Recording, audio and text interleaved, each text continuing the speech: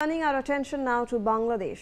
In fresh trouble for Sheikh Hasina, a commission set up to investigate a violent Bangladesh Rifles mutiny that saw dozens of senior officials massacred 16 years ago has now claimed that the ousted Bangladeshi Prime Minister personally ordered the mutiny. Reportedly, the panel alleged India's involvement in weakening the Bangladesh army.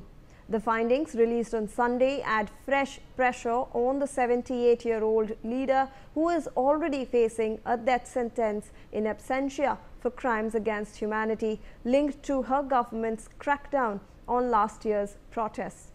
The commission, formed by the Muhammad Yunus-led interim administration after Hasina's ouster last year, was tasked with re-examining the Bangladesh Rifles revolt that erupted in Dhaka and spread nationwide.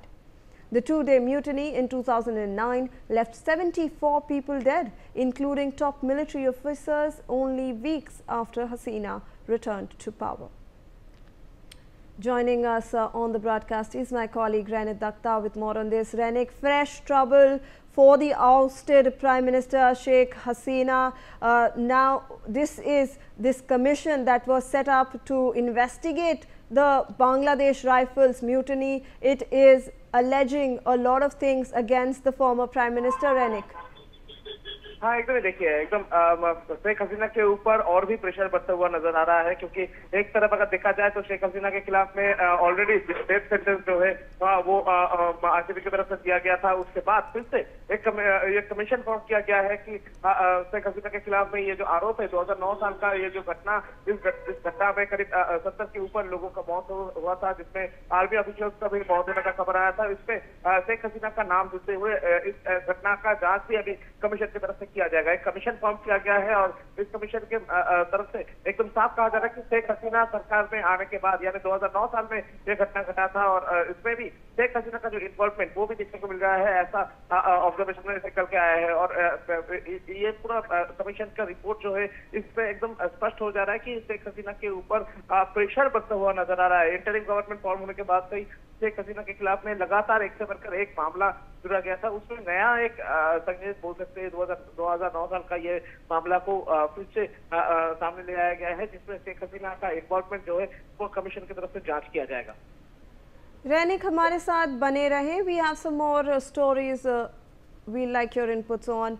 British lawmaker Tulip Siddiq has now called a Bangladeshi court process which has sentenced her in absentia to 2 years in prison as flawed and farcical, and said that the verdict should be treated with contempt. Siddiq, who is the niece of former Bangladesh Prime Minister Sheikh Hasina, resigned as Britain's minister responsible for financial services and anti-corruption efforts in January after scrutiny over her financial ties to Hasina. But she remains a member of the parliament. She has previously dismissed the allegations as a politically motivated smear campaign.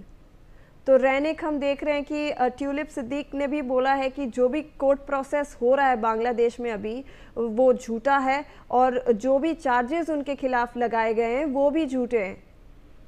हाँ एकदम देखिए, tulip Siddiqui की तरफ से जो दावा किया गया है, ये दावा इसके पहले भी आवामी लीग का जो सपोर्टर्स थे, आवामी लीग का जो मेंबर्स थे, उनकी तरफ से भी किया गया था। ट्यूलिप सिद्दीकी की तरफ से एकदम निशाना साधा गया है मोहम्मद यूनिस का इंटरिम गवर्नमेंट को बोल सकते हैं, क्योंकि एक तरफ अगर देखा जाए तो शेख हसीना और उसके साथ साथ आवामी लीग का जो सपोर्टर्स थे, जो शेख हसीना के करीबी थे, उनके खिलाफ में लगातार जिस तरीके से शिकंजा कसते हुए नजर आ रहा है, तो इसी को देखते हुए ट्यूलिप सिद्दीकी की तरफ से ये स्टेटमेंट दिया गया है। ट्यूलिप सिद्दीकी ने दावा किया है कि जो चार्जेस लगाया गया है उन लोगों के खिलाफ में, शेख हसीना के खिलाफ में हो, उनके खिलाफ में हो, जिस तरीके का चार्जेस लगाया गया है वो एकदम बेसलेस है, उसमें कोई बेस नहीं है, ये चार्जेस नहीं होना चाहिए। दूसरी तरफ ट्यूलिप सिद्दीकी की तरफ से ये भी आरोप लगाया गया है कि जो प्रोटेस्ट हो रहा है, जो भी हो रहा है बांग्लादेश में, वो सिर्फ दिखावा है। बांग्लादेश का जो परिस्थिति उसको छुपाने का कोशिश जो है वो इंटरिम गवर्नमेंट की तरफ से किया जा रहा है।